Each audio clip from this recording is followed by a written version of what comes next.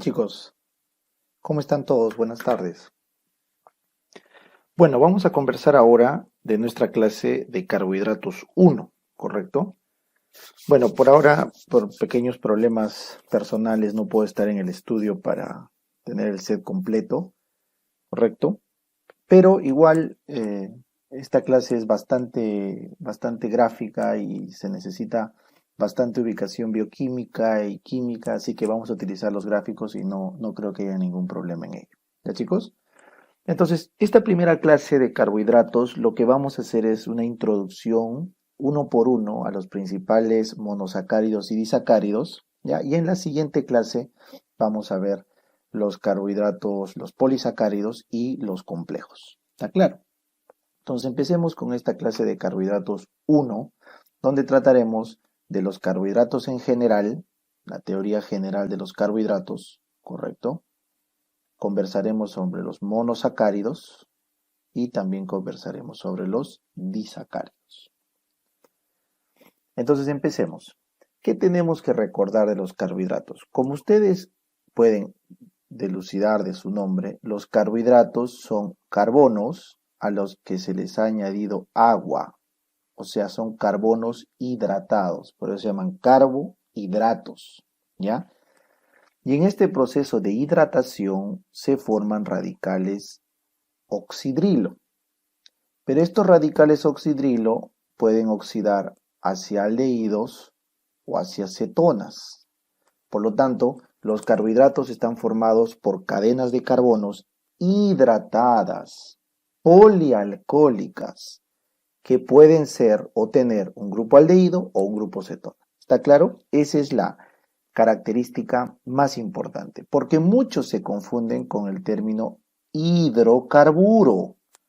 Hidrocarburo es otra cosa, eso es la gasolina de tu carro, el querosene, no tiene nada que hacer. El hidrocarburo es cuando un carbono le has puesto un hidrógeno, no agua, sino hidrógeno, ¿me entienden? Así que esto es algo muy importante que ustedes tienen que diferenciar. Ahora la pregunta, ustedes dirán, ¿por qué se llama carbohidrato? Justamente porque las plantas, que son las principales sintetizadoras de carbohidrato, a través de la fotosíntesis, lo que hacen es agarran carbono del CO2 y en el cloroplasto lo juntan con el agua que están obteniendo del medio ambiente. Entonces la planta a través del cloroplasto se encarga de capturar los carbonos del aire mediante el CO2, lo junta con agua y genera carbohidratos. Y oh sorpresa, ¿quién es el que se libera, el que está sobrando en esta relación? Exacto, muchachos, se libera oxígeno. Y así es como la planta contribuye a la vida en la Tierra aportando oxígeno, sacando el CO2 y creando moléculas de carbohidratos. Los animales no podemos sintetizar carbohidratos, lo tomamos todo de las plantas, salvo la gluconeogénesis en la que a partir de aminoácidos creamos carbohidratos, pero que es un proceso marginal respecto a la cantidad de carbohidratos que requerimos como animales. Así que por favor recuerden eso. Nosotros los mamíferos no sintetizamos carbohidratos más que la gluconeogénesis que agarra aminoácidos y los vuelve carbohidratos. ¿Entendido? Perfecto. Entonces, para fines de la bioquímica, estos carbohidratos se dividen en dos, ¿correcto? Los carbohidratos se dividen en dos. Los azúcares, ya, se les llama así azúcares porque al gusto, son dulces, azúcares. Y por otro lado tenemos a los polisacáridos, se llaman así polisacáridos porque tienen una combinación de más de 10 unidades de monosacáridos, ¿correcto? Entonces, si tienes más de 10 monómeros de monosacáridos, eso ya califica de un polisacárido, ¿correcto? Por lo tanto, los polisacáridos ya no se perciben como dulces. ¿O es que acaso la papa te parece dulce? No, no es cierto, el arroz tampoco. Entonces ya esos polisacáridos no van. Muy bien.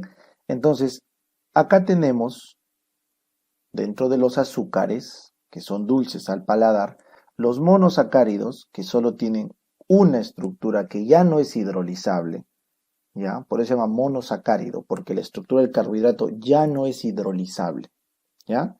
Y luego tienes los disacáridos, que tienes una condensación de dos monosacáridos, que sí podrían hidrolizarse, ¿ya? Y luego tienes los oligosacáridos. Vamos a aumentar acá una raya más, ¿está bien? Porque este gráfico, si bien es bonito, está incompleto. Los oligosacáridos son los que tienen entre 3 y menos de 10 monosacáridos, ¿correcto? Esos oligosacáridos son producto del metabolismo de los polisacáridos, pero es bueno que lo recordemos desde acá en la teoría, ¿ya? Bien, entonces los monosacáridos, que ya no pueden hidrolizarse en nada, se van a dividir según su cantidad de átomos, se van a dividir según el grupo funcional que tienen, según el isómero dextro o levo que tengan, ¿no? O el isómero DOL que tengan, o según el anómero. Bueno, hay varias clasificaciones, Sin embargo, lo que nos importa al fin y al cabo son los monosacáridos de mayor trabajo o importancia funcional, que son la glucosa y la fructosa, como pueden ver acá, ¿ya? Y los disacáridos, que son condensaciones de dos, los más importantes son la sucrosa o sacarosa, que es la combinación de una fructosa más glucosa, y la lactosa, que es la combinación de una glucosa con una galactosa. ¿Ya? Entonces vamos a conversar de cada uno de ellos sin problema. ¿Ya? En este gráfico, lo que les trata de decir el libro es que más o menos hacia dónde va cada uno de los monosacáridos, disacáridos y polisacáridos, ¿no? Para tener una idea. Entonces, rápidamente, sin ánimo de profundizar, porque este no es el objetivo de la clase, veamos, la fructosa, por ejemplo, simplemente se metaboliza en el hígado, no se olviden, no necesita insulina, recuerden eso, la fructosa no necesita insulina, y ese hígado tranquilamente lo vuelve glucógeno para almacenar energía, o puede hacer grasa a partir del azúcar. Recuerden que nuestro hígado fabrica grasa a partir del azúcar. Recuerden, cada pan que comemos, cada azúcar que ponemos a la comida termina volviéndose en grasa. ¿Ya? Muy bien. Y por otro lado, esta fructosa ya puede metabolizarse en el enterocito, ¿correcto? Y puede inclusive dar lugar a lactato y glucosa. ¿Ya? Eso en el enterocito. Bueno. En cambio, la glucosa y la sacarosa y la lactosa rápidamente se absorben en el tracto intestinal y sí necesitan insulina para su metabolismo, por eso aumentan la liberación de insulina, ¿ya? Y están fuertemente regulados por el tema de la energía, ¿no es cierto? Entonces, si nosotros aumentamos la insulina va a guardar estos monosacáridos glucosa, va a generar hipoglicemia, eso nos va a dar luego hambre, vamos a tener mayor aumento de energía o de consumo de energía y va a haber sobreconsumo. Entonces, lo que quiere decir este gráfico es que cuando nosotros consumimos fructosa, básicamente la fructosa se metaboliza en enterocito o si no en el hígado y se almacena como glucógeno o grasa. Pero cuando consumimos azúcares simples, ¿no? O sea, glucosa, sucrosa, se absorben rápido, levantan la insulina los guarda, hacemos hipoglicemia, nos da más hambre, comemos más y hay sobreconsumo. Por eso cuando uno solo come azúcares, o sea, imagínate solo comer caramelos todo el día, vas a terminar con un aumento exagerado de insulina que paradójicamente te va a llevar a hipoglicemia, que te va a dar más hambre, vas a comer más y va a haber un sobreconsumo y por eso es que viene la obesidad y el sobrepeso. Así que si te preguntas por qué es malo comer azúcares simples, por esto que te estoy diciendo acá. En cambio, cuando comemos polisacáridos, que es el famoso almidón, starch, almidón, entonces ahí sí tenemos otro tipo de proceso, ¿ya? Energético. Por ejemplo, tenemos los almidones de digestión lenta, de digestión rápida y los que no se pueden digerir, ¿correcto? Entonces, los de digestión lenta, como ves acá, son aquellos almidones que liberan poco a poco la glucosa, por lo tanto, no haces niveles altos de glucosa y tu insulina se va respondiendo poco a poco, por eso la respuesta de la insulina es despacio, lenta, y continuamente estamos saciados. Eso nos da un control energético adecuado.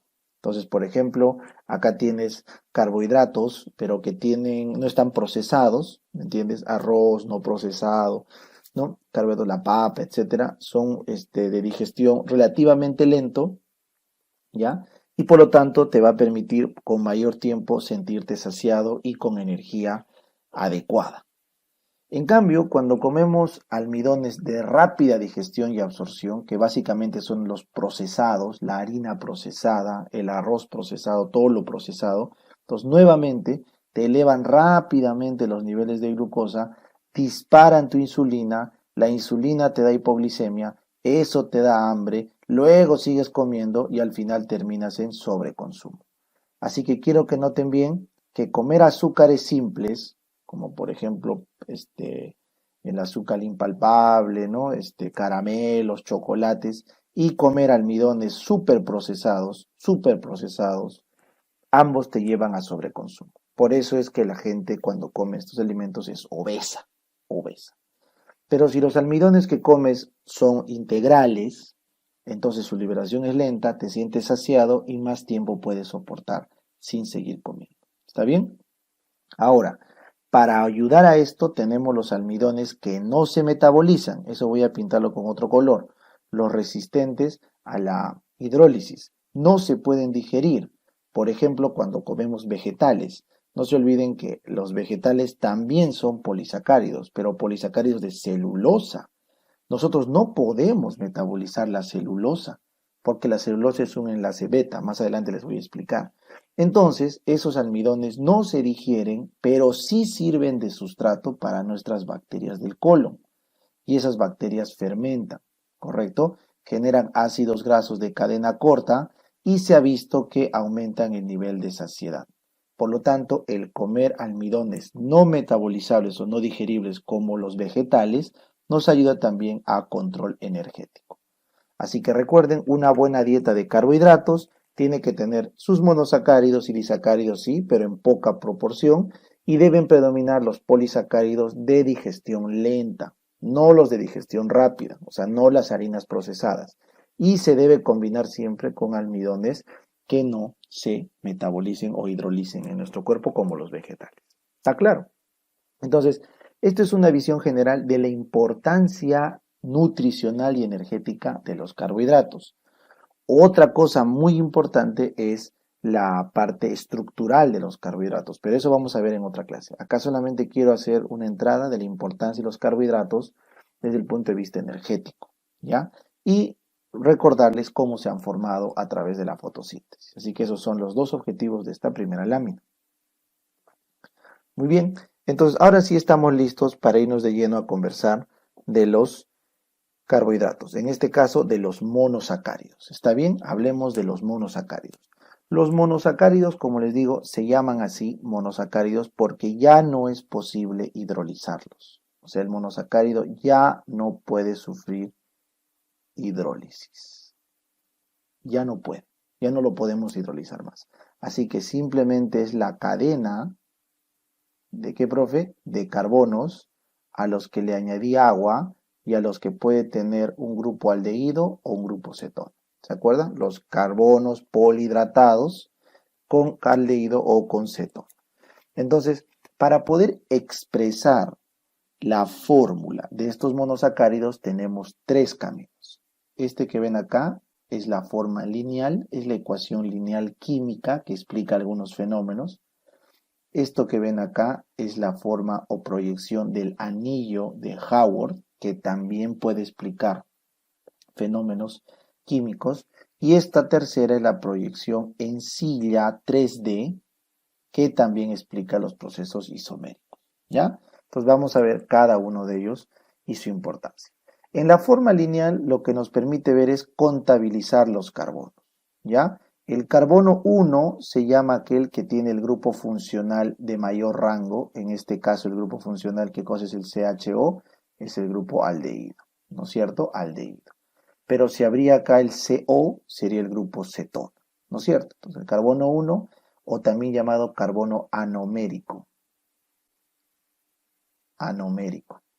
es el que tiene el grupo funcional de mayor rango.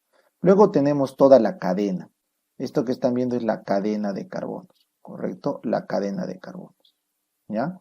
Carbono 2, 3, 4, quinto y el sexto carbono, ¿no es cierto? La cadena. ¿Por qué es subrayado? Perdón, vamos a hacer hasta acá. ¿Por qué es subrayado en el gráfico el carbono 5? Lo que pasa es que el carbono 5 es importante porque es el penúltimo carbono antes de terminar la cadena. Ya, o sea, es el carbono con el alcohol, ¿no es cierto? El carbono alcoholizado o con el alcohol de enlace antes de terminar la cadena. Entonces, este penúltimo carbono 5 es el que da la posición D cuando está hacia la derecha o L cuando está a la izquierda, ¿ya? La gran mayoría de carbohidratos que tenemos los mamíferos son en posición D. Eso deben recordar, son en posición D, ¿ya? Eso no debe confundirles con la polarización de la luz, ¿ya? La polarización de la luz puede ser levógira o dextrógira. Eso es como la luz polarizada o se desvía a través de un carbohidrato o de una molécula en general. Entonces, en este caso, los carbohidratos L pueden ser levógiros como también pueden ser dextrógiros. Y los carbohidratos D también pueden ser levógiros o pueden ser dextrógiros, ¿ya? Que eso depende de cómo se configuran sus electrones. Pero la posición 5 del OH determinante para que digamos que un carbohidrato es posición de OL. Y ya les dije, los mamíferos tenemos enzimas para metabolizar carbohidratos que tienen posición D. ¿Ya? Muy bien. Ahora, cuando ustedes lo tratan de explicar las funciones o tratamos de explicar las funciones bioquímicas, esta ecuación lineal no satisface muchas explicaciones. Entonces vino, a raíz de los estudios, la siguiente, que es la proyección de Haworth. En la proyección de Haworth, lo que nosotros podemos ver es que este aldehído de acá reacciona, miren acá, reacciona. ¿Con quién? Con este alcohol de la posición 5. Entonces, este carbono 1 anomérico, su aldehído reacciona con el alcohol. Ojo, no con el carbono 5, no, sino con el alcohol del carbono 5. Y se forma esta estructura que están viendo acá. Este es el carbono 5, ahí lo tienes, y este es el carbono 1. Y se han juntado acá este CHO con este OH y forman esto que están viendo acá. Esto que están viendo acá es lo que se conoce como un hemiacetal. Eso es un hemiacetal, que es la unión de un aldehído, CHO, con un alcohol.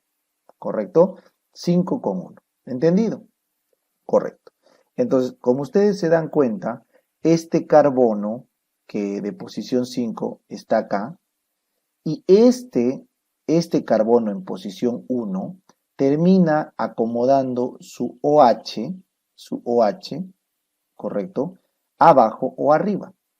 No se olviden. Entonces, mira, este carbono, este C, que tiene el O y el H, entonces cuando se une cuando hace este enlace con este alcohol de acá, ¿ya? Entonces, este carbono 5 genera este hemiacetal, ¿ya? Y de este carbono 1, el OH queda liberado hacia un lugar donde tiene que proyectarse. Entonces, donde se proyecta este OH, ojo, donde se proyecta este OH, es que vamos a tener la posición, o mejor dicho, el anomerismo, ¿ya? Entonces, el anomerismo es hacia donde se proyecta el OH generado del enlace hemiacetal. Entonces, si este anomerismo se mete abajo, acá, eso se llama alfa. Esto es un carbohidrato monosacárido del tipo alfa. Pero si este OH quedase arriba, sería beta. ¿Correcto? Cuando el OH se pone arriba, es beta. Entonces, yo me acuerdo alfa de abajo, ¿no? Y beta de above, en inglés, arriba, ¿no? Entonces, eso depende de dónde se ubique el OH del anómero. ¿Quién es el anómero? El carbono 1. Muy bien, el que hizo el enlace hemiacetal. ¿Ya? Correcto. Y finalmente, esta última estructura en 3D lo que nos permite es más o menos explicar la forma en silla, como ves acá, es una forma en silla que tienen los carbohidratos, que nos permiten ver cuál es la forma más relajada y por qué se explican ciertos enlaces, por qué se explican ciertas uniones más estables que otras. Eso es gracias a esta posición en 3 dimensiones, ¿ya? Porque cuanto más relajado está la unión, o la silla, los electrones, es más probable que se dé ese enlace, ¿ya? Esta tercera estructura en 3D no es tan importante como ven desde un punto de vista teórico. ¿Ya, chicos? Perfecto. Entonces, ahora sí, vamos acá a la izquierda, vamos a conversar sobre los principales monosacáridos. Entonces, si tiene 3 carbonos, se llamará triosa. Si tiene 4, tetrosa. Si tiene 5, pentosa. Si tiene 6, hexosa. Si tiene 7, heptosa. ¿Correcto? Ahora, esa es la clasificación según el número de carbonos. Ahora, según el grupo aldehído del carbono anomérico, tenemos aldosas, porque tienen ¿qué grupo? El aldehído, el famoso CHO, o cetosas, porque tienen el CO, ¿no es cierto? El grupo cetosa. ¿Ya está? Muy bien. Entonces, ¿cuál es la triosa aldosa más importante? El gliceraldehído o glicerosa. Es el más importante y lo voy a marcar con rojo porque todos tienen que conocer. El gliceraldehído es la clave porque es del carbono, penúltimo carbono del gliceraldehído del que nace toda la definición de OL. ¿Ya? Bueno, en cambio la cetosa de hidroxacetato no es importante. ¿Ya? Las tetrosas, eritrosa y eritrulosa tampoco son importantes desde el punto de vista funcional. Las pentosas sí es importante. ¿Quién? La ribosa. La ribosa es importante para, ¿qué cosa? Para el ADN. La ribulosa no, la ribosa sí, ¿ya? Y las hexosas todas son importantes. La glucosa, luego acá tienes la galactosa, aumentale, galactosa, importantísima. La fructosa, también importantísima, ¿ya? Muy bien. Y las septosas no son importantes porque son intermediarias. ¿De dónde? De el ciclo de las pentosas. En el ciclo de las pentosas es que tenemos las famosas heptosas. ¿Ya? Muy bien.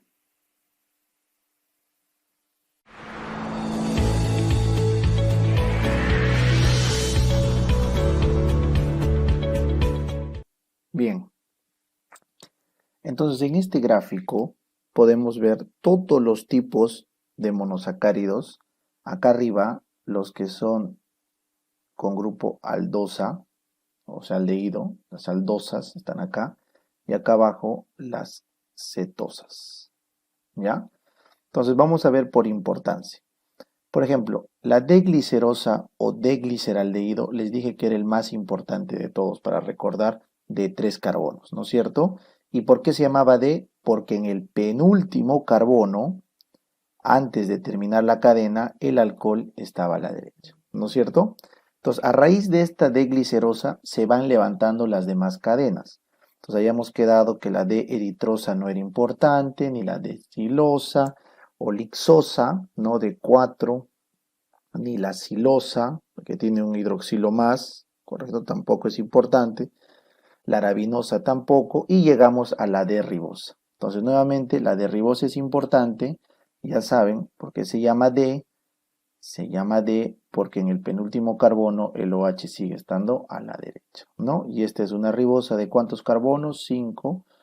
Es un monosacárido de 5 carbonos, ahí los tienen los 5, y es importante para el ARN, ¿no es cierto? Esta de aquí es importante para el ARN. Muy bien. Luego seguimos acá con la galactosa, la manosa y la glucosa. Son las tres hexosas, ¿ya? O exoaldosas más importantes que deben recordar, ¿ya? nuevamente, solamente para reforzar la idea, sigue siendo en posición D porque el OH del penúltimo carbono sigue estando a la derecha. Ahí lo tienen. Y finalmente, la gran diferencia entre estas tres, que son epímeros, acá ve un término nuevo que van a aprender, la epimerización. Epímeros significa que en alguna posición entre el carbono 2 y el carbono 4, porque no contamos el carbono 1, que es el anómero o anomérico, ni tampoco el carbono 5, que define la posición de OL, sino entre el carbono 2 y 4 hay algún cambio de posición de los OHs. Por ejemplo, en el caso de la galactosa, o mejor dicho, la glucosa, lo que manda es la glucosa es la que manda, ¿ya? Entonces vamos a suponer que la glucosa es la que manda, entonces OH en el carbono 2 a la derecha, a la izquierda en el 3, a la derecha en el 4. ¿Está bien? Entonces, ¿cuál es la diferencia principalmente entre la glucosa y la galactosa? La posición 4. Entonces, en posición 4, tú ves en la glucosa es a la derecha, en la galactosa es a la izquierda. ¿Ya? Y en la manosa, acuérdate cuántas manos tenemos. Tenemos 2 manos. Entonces, en posición 2. Acá está a la izquierda, acá está a la derecha. Entonces, en la manosa, la diferencia es en el carbono 2. ¿Ven? Muy bien. Ahora, en cuanto a las cetosas, como les dije, casi ninguna es de importancia. Dihidroxiacetona es parte del metabolismo del gliceraldehído. La celulosa no es importante. La ribulosa es parte del metabolismo en la ribosa. La que es importante es la fructuosa. Nuevamente, fructuosa es una hexosa, pero que tiene el grupo cetona. Ahí está. ¿Ya? Nuevamente, se llama D porque tiene en el penúltimo carbono el OH a la derecha, sencillo. Y como ven es una hexosa que tiene 6 carbonos. 1, 2, 3, 4, 5, 6. ¿Ya? La pseudoheptulosa sí podrían preguntarle porque es el único carbohidrato o monosacárido de 7 carbonos, pero que lo usamos o lo tenemos de forma transitoria. ¿Dónde? Transitoria en el ciclo de las pentosas. Entonces tenemos de forma transitoria en el ciclo de las pentosas pseudoheptulosa en un mamífero. Ya no es normal que tengamos 7 carbonos. Es transitorio nada más. Muy bien. Entonces acá les he traído un pequeño resumen para que ustedes puedan ver la importancia de los grupos funcionales. No se olviden. El grupo funcional mayor o el de mayor rango es el de los ácidos carboxílicos, ¿se acuerdan? Que es un carbono con doble enlace en el oxígeno con un enlace OH y luego el radical. Ese es el carboxílico, ¿no? Luego cuando este se oxida, ¿ya? O sea, perdón, se reduce porque va a perder oxígenos. Entonces tenemos acá al aldehído, ¿ya? En el aldehído, si tú te das cuenta, el siguiente en el paso de la reducción tenemos CO, perdón, un oxígeno y hemos perdido el otro oxígeno, ¿correcto? Y finalmente, cuando esto regresa aún más, ¿correcto?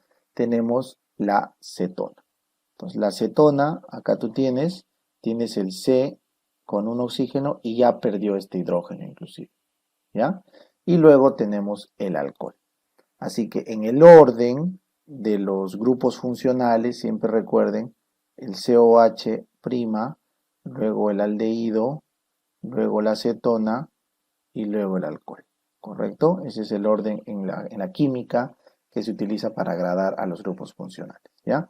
En el caso de los monosacáridos, o son cetosas o cetonas, ¿no? Que tienen el grupo cetónico, o son aldosas, lo que tienen el grupo aldehído. ¿Está claro?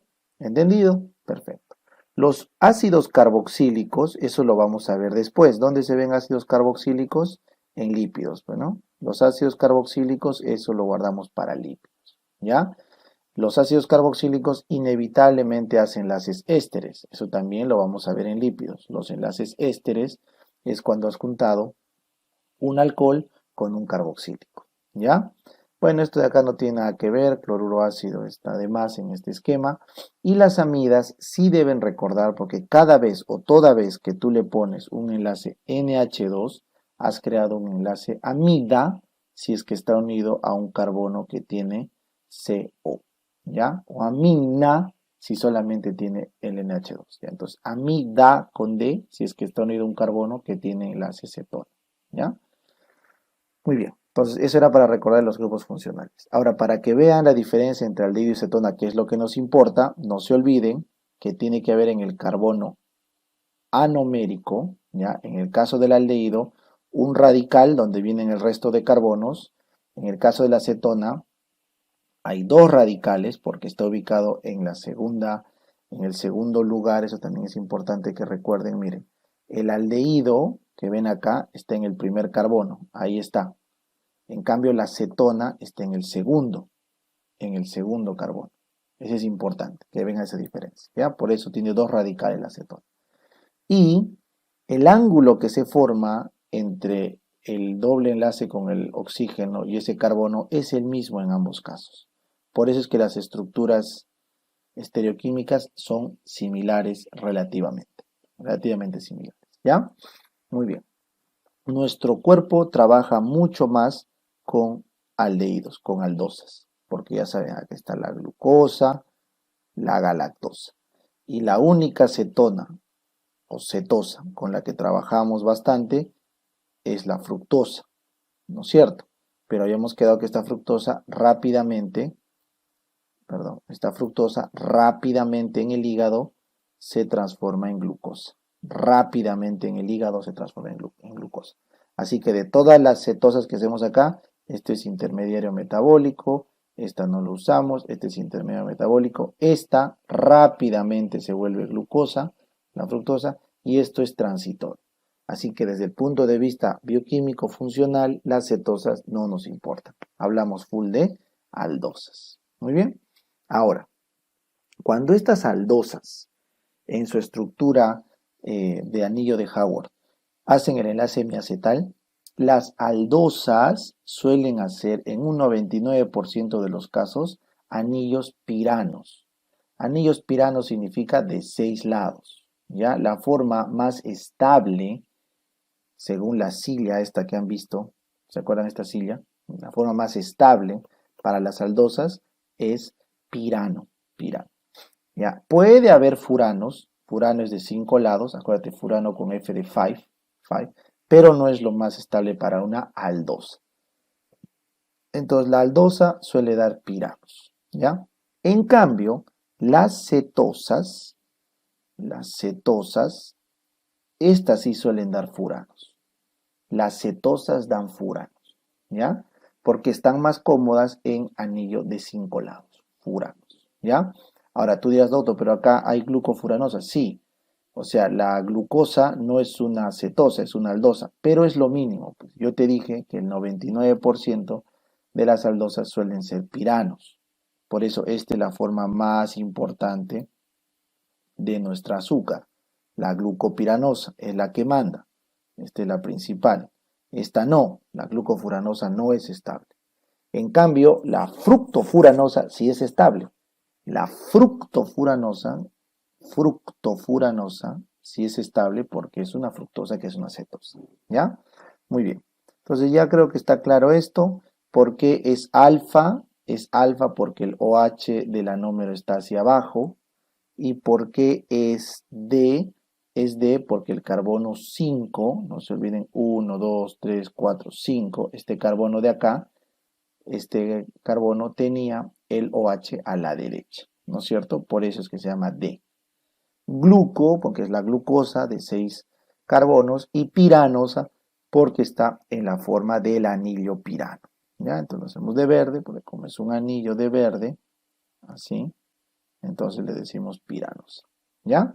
Entonces la forma correcta de nombrar a un monosacárido es alfa o beta en función del OH del carbono anomérico, D o L en función del OH del carbono penúltimo a la último carbono de la cadena, gluco, ribo, silo, glícero, dependiendo del número de carbonos que tiene, y pirano o furano, dependiendo del anillo que forma. ¿Entendieron? Esa es la forma correcta como deben hacer esta nomenclatura. Muy bien. Entonces, ahora vamos a hacer un ejemplo práctico de cómo identificar a los monosacáridos. ¿Ya? Entonces, rapidito.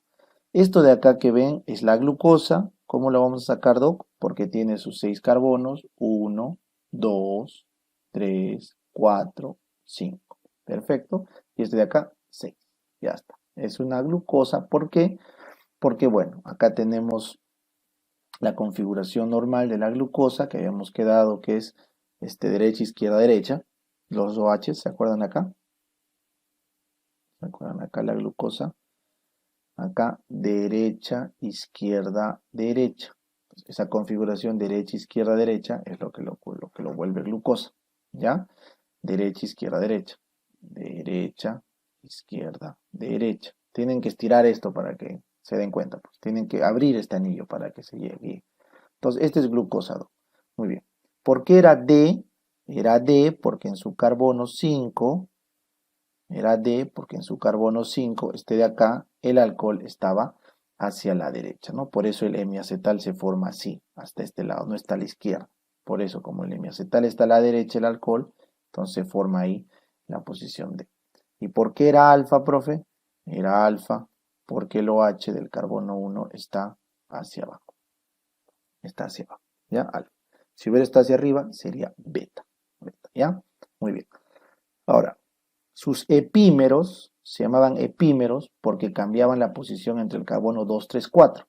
Entonces, si esta es la posición 4 y la glucosa está hacia abajo y si acá está cambiado hacia arriba, entonces, ¿cómo se llama el que en 4 cambiaba?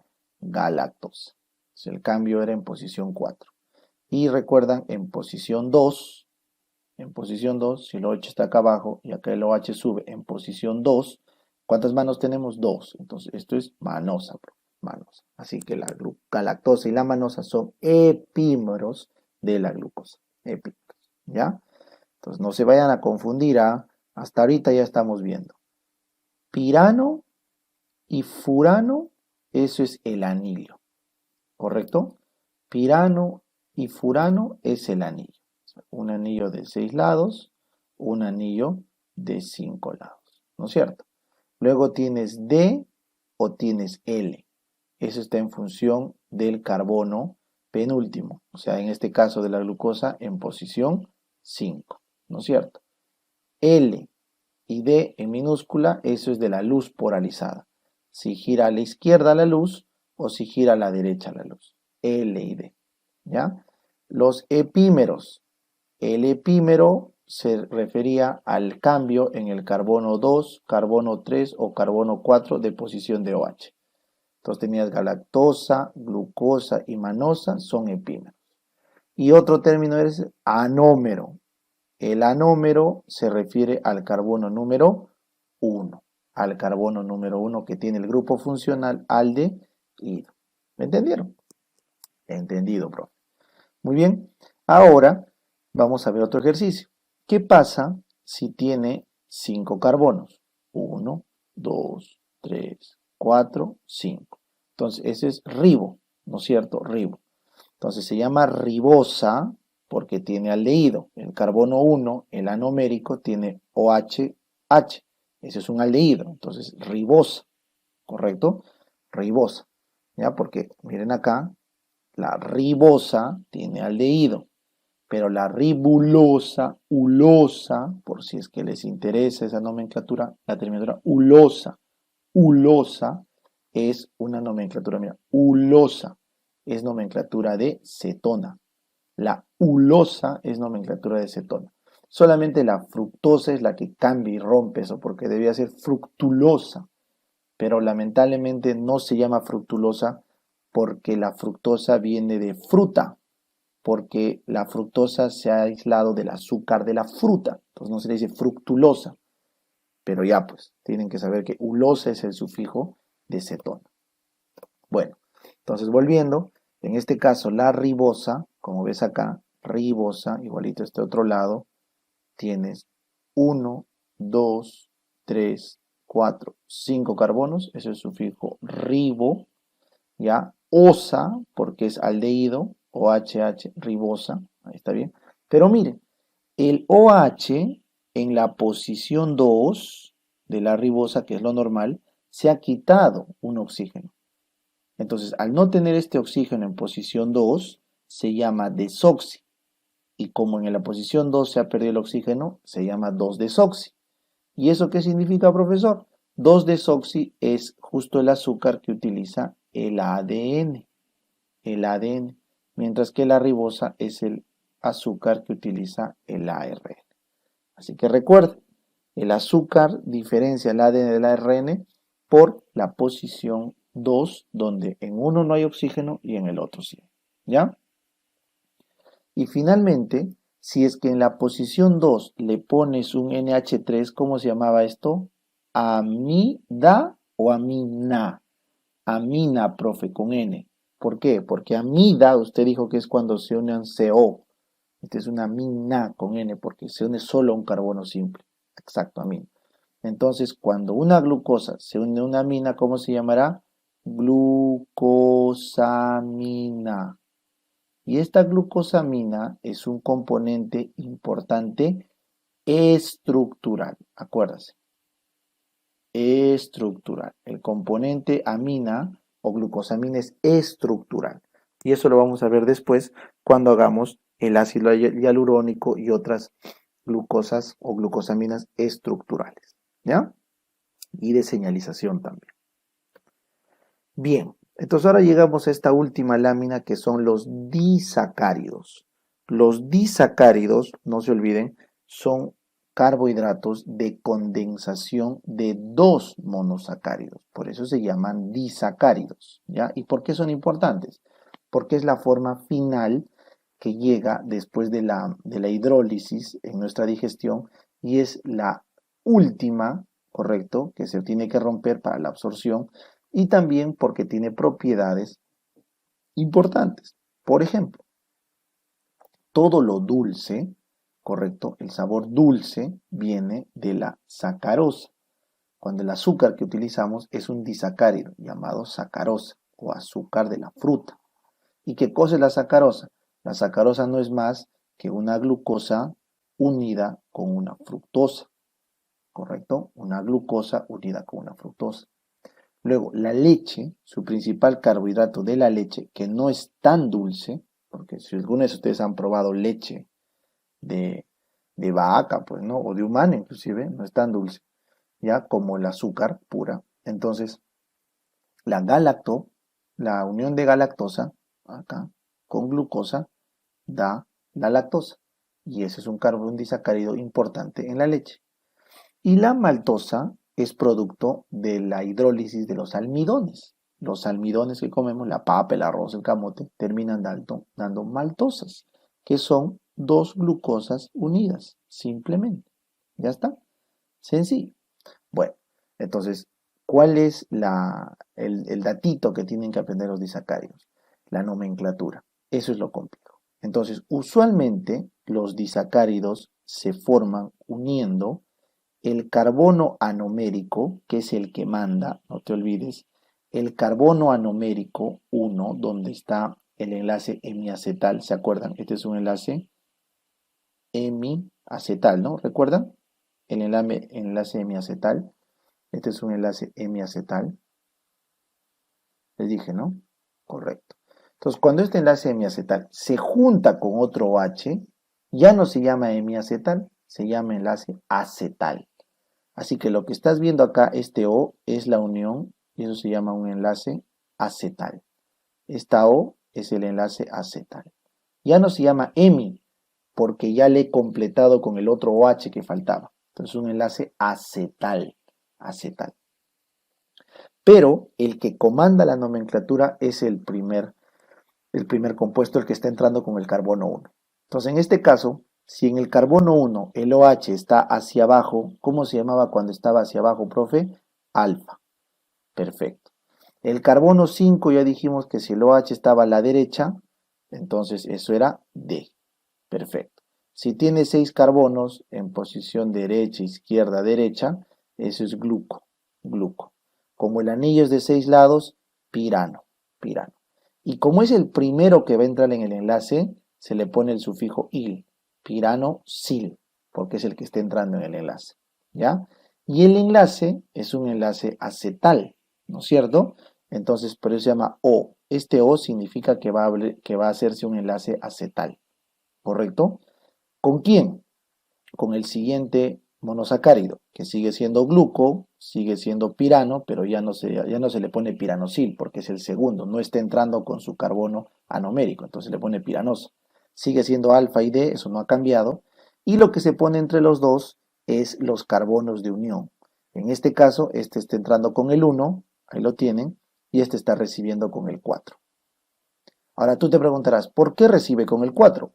Puede recibir con el 2, puede recibir con el 3, puede recibir hasta con el 6. Pero eso se explica con la silla. O sea, cuando tú pones la estructura en silla de este con el otro, la forma más cómoda es un enlace 1,4. No un 1,5, no un 1,3, no un 1,2. Es un 1,4. Es lo más cómodo estereométricamente hablando o estereoquímicamente hablando. ¿Ya? ¿Entendieron? Correcto. Ahora, perdón, vamos a este otro ejemplo. ¿Qué pasa cuando voy a unir lactosa?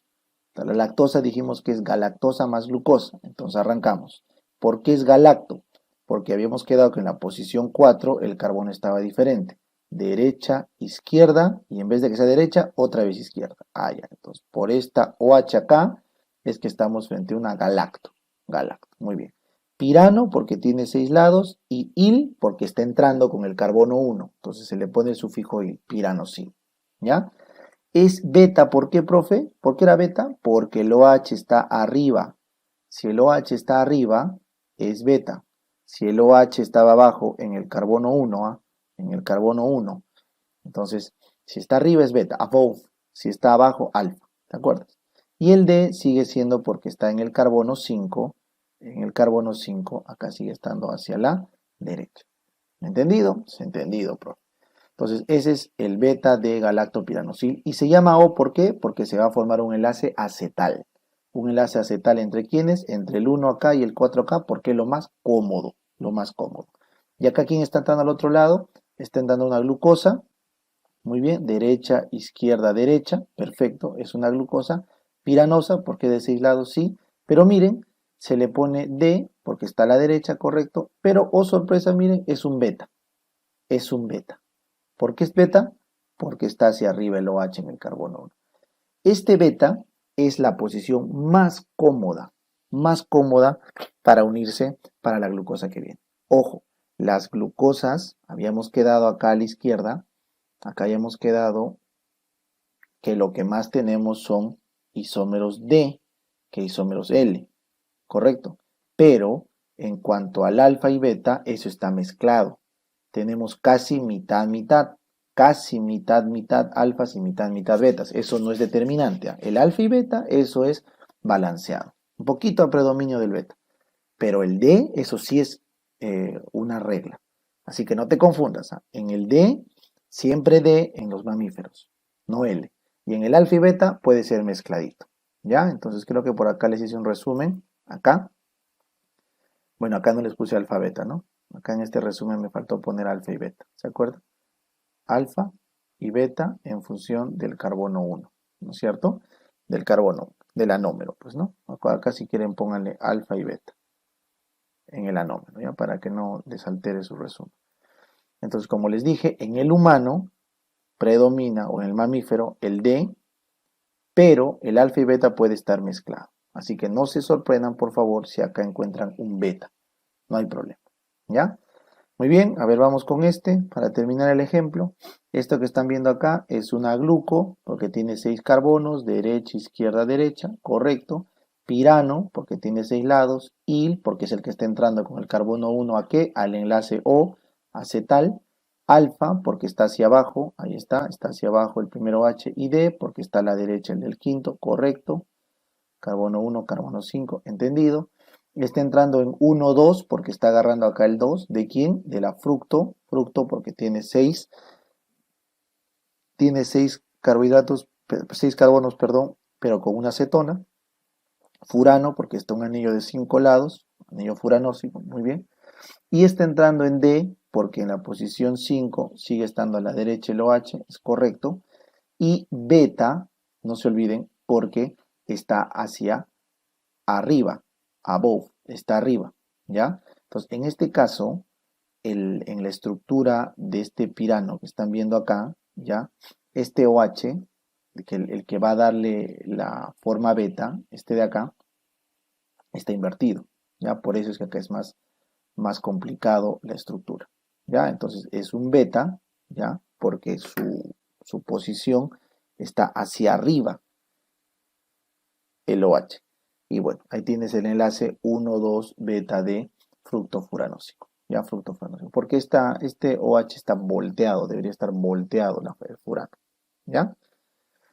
Muy bien, ahora vamos acá. La isomaltosa, deben recordar que es cuando se ha invertido la maltosa. O sea, esta maltosa que están viendo acá, como ves acá, miren, este es un enlace cómodo, cómodo. Acá se ha vuelto isomaltosa, o sea, incómodo. La silla, que es así, se ha juntado con una silla en una posición incómoda. Entonces, la isomaltosa es una forma invertida porque, mira, en vez de unirse en posición, este es 1, ¿no es cierto? Este es 4, ¿no es cierto? ¿Cómo debió ser la unión? 1, 4, profe. 1, 4, correcto. ¿Cómo hace la unión acá? 1, 6. Entonces, cuando unes 1, 6, eso es incómodo. Incómodo, la isomaltosa. Esa no se puede hidrolizar fácil. La que se hidroliza es la maltosa. No lo olviden, ¿ya? Y igualmente acá miren, la lactosa normalmente es un enlace 1,4, bonito, cómodo, pero la lactulosa, que estás viendo acá, es un enlace 1, pero mira acá, este es 1, 2, 3, 4, correcto, 5, ya, la lactulosa se ha isomerizado por completo y ya este no es absorbido. Entonces, en la lactulosa ha habido un cambio del anillo pirano, acá tienes un anillo pirano, lo han cambiado a un anillo furano, correcto, que ves acá, que no va a tener estabilidad. Entonces, este anillo furano, carbono 1, 2, 3, 4, 5, 6, este de acá, este glucofurano, no es fácil de metabolizar, así que cuando la lactosa se vuelve lactulosa, esta ya no se puede digerir. Eso deben aprender, ¿ya? La lactosa, que son dos anillos piranos, pirano-pirano, se puede digerir, ¿correcto? Pirano de galactosa y pirano de glucosa. Pero la lactulosa ya no se puede digerir, ya no se puede digerir, porque es un anillo pirano de galactosa y un anillo furano de glucosa. Entonces, esta lactulosa que no se puede digerir, ¿para qué va a servir? Como no se digiere, va a ser un laxante. Por eso la lactulosa es un laxante, porque no lo podemos digerir y ayuda a evacuar el contenido intestinal. Entonces, con todo eso ustedes pueden ver la importancia de los carbohidratos en cuanto a los monosacáridos y ahora a los disacáridos. Por eso lo que he tratado en esta primera clase de carbohidratos es mostrarle la importancia, mostrarles el origen, la clasificación y tratar de dar un poquito a la nomenclatura de estos términos. Pirano, furano, el de L, levógiro, dextrógiro, epímeros, anómeros, alfa y beta. Eso es lo que quería en esta primera clase. ¿Ya, chicos? Espero que les haya servido. Muchas gracias. Nos vemos la siguiente.